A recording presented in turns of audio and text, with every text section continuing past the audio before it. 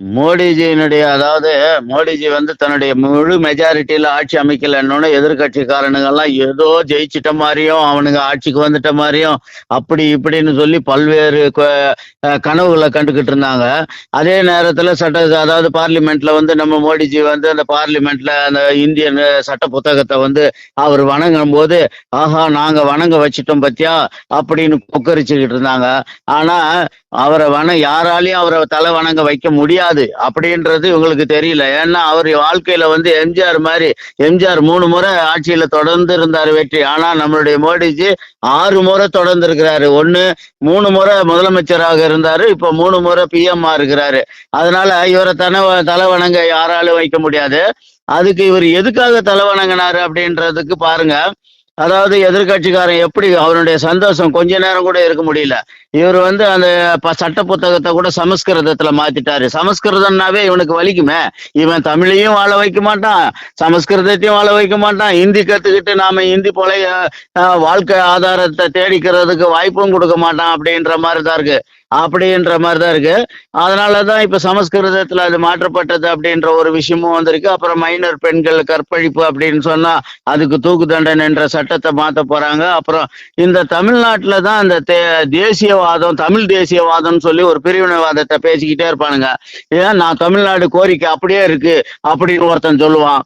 இப்படி நம்ம தேசத்துக்கு எதிராக ஜெய் ஹிந்துன்னு சொல்ல மாட்டேன்னுவான் ஒருத்தன். இப்படி நம்மளுக்கு தேசத்துக்கு விரோதமான செயல்களை எல்லாமே செய்யறது தமிழ்நாடு தான் முன்னோடி.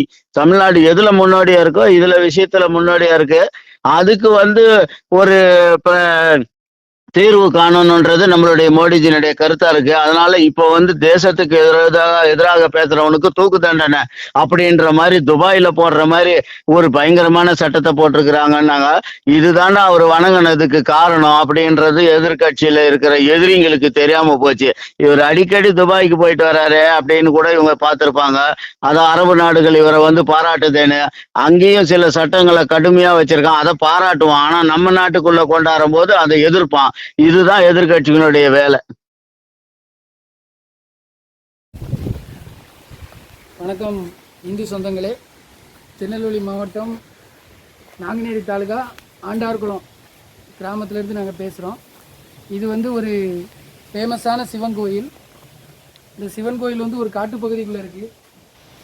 இதை வந்து புனரமைக்காமல் பல காலமாக பாதிப்பான சூழ்நிலையில் உள்ளது. இதில் பார்த்திங்கன்னா நிறையா நாகங்கள் வந்து குடிப்பகும், நிறையா மயில்கள் வந்து அடைகிறது. பல விசித்திரமான கோயில் இந்த கோயிலை வந்து புனரமைக்கிறதுக்கு நாங்கள் பல காலமாக ரெடி பண்ணிக்கிட்டு இருக்கோம். ஆனால் எங்களால் இன்னும் முடியலை. எங்களால் எக்கனாமிக் பிரச்சனைனால முடியல. இதை பாருங்கள், ஜல்லி அடித்து போட்டிருக்கோம், ஜல்லி எல்லாமே அடிச்சிருக்கோம். மேலே சீட்டு பாருங்கள், மேலேருந்து பனங்காயாக விழுந்து சீட்லாம் நொறுங்குது. உங்களால் முடிஞ்சது 5 10 50 100 எவ்வளோ இருந்தாலும் சரி, நான் என்னுடைய ஜிபே நம்பர் சொல்கிறேன். இந்த நம்பருக்கு வந்து நீங்கள் வந்து கொடுத்து உதவுனீங்கன்னா இந்த சிவன் கோயிலை புனரமைக்கிறதுக்கு ஒரு உதவிகரமாக இருக்கும். என்னுடைய ஜிபே நம்பர் சொல்கிறேன். உங்களால் முடிஞ்சது 5 10 50 100 விருப்பம் உள்ளவங்க உதவி பண்ணுங்கள்.